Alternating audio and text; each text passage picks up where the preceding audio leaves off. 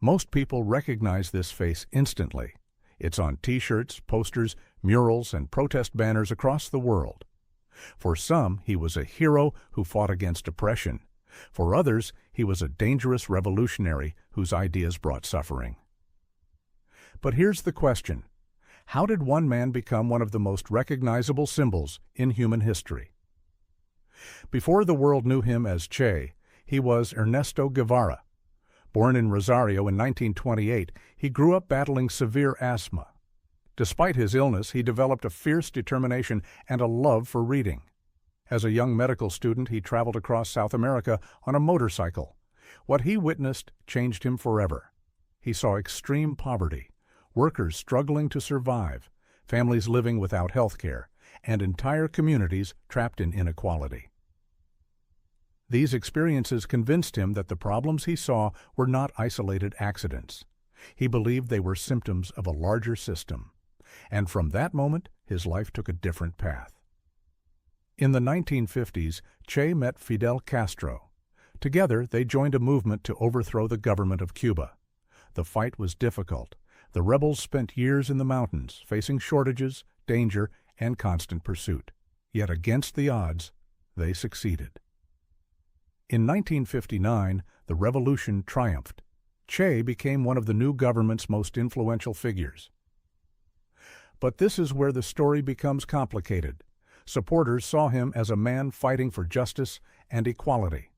Critics accused him of supporting political repression and harsh revolutionary methods.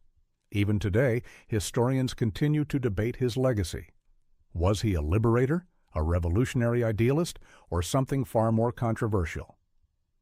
The answer depends greatly on who is telling the story.